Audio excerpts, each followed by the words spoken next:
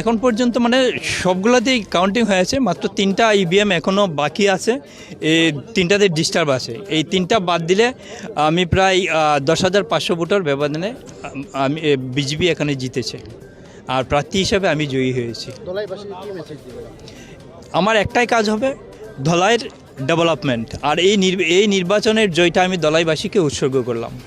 আর এই নির্বাচনে বিজেপিকে জেতানোর জন্যে মাননীয় মুখ্যমন্ত্রী মহোদয় থেকে শুরু করে দলের নেতৃবৃন্দ যেভাবে কাজ করেছেন, দলের কার্যকর্তারা যেভাবে দিনরাত পরিশ্রম করেছেন, তার জন্য আমি তাদের কাছে কৃতজ্ঞ, আমি তাদেরকে ধন্যবাদ জানাই। আজিৰ পৰা মই ধলাই ডেভেলপমেণ্টৰ কাৰণে কাম কৰিম।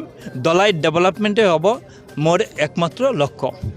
ধলাই ডেভেলপমেণ্টৰ কাৰণে মই কাম কৰিম। ধলাই ৰাস্তা ঘাটের ডেভেলপমেন্ট যাতে করা যায় মই চেষ্টা করিম। আর মাননীয় পরিমল শুক্লবৈদ্যর নেতৃত্বত এবং মুখ্যমন্ত্রীর নেতৃত্বত ধলাইয়ের রাস্তাঘাটের ডেভেলপমেন্ট হয়েছে, ব্যাপক ডেভেলপমেন্ট হয়েছে। মই এই ডেভেলপমেন্টকে আরও এক্সেলারেট করার কারণে মই কাম করিম। এই ক্ষেত্ৰত মই মাননীয় মুখ্যমন্ত্রী, মাননীয় গার্জেন মিনিষ্টার, মাননীয় পরিমল শুক্লবৈদ্য মণ্ডল কমিটি তেওঁলোকৰ পৰামৰ্শ ক্ৰমে মই কাম কৰিম। আজি জয়ের কারণে আপনি কাক ধন্যবাদ জানাব, ক্রেডিট দিব? জয়ের কারণে মই প্রথমত ধলাইবাসীকে ধন্যবাদ জানাই।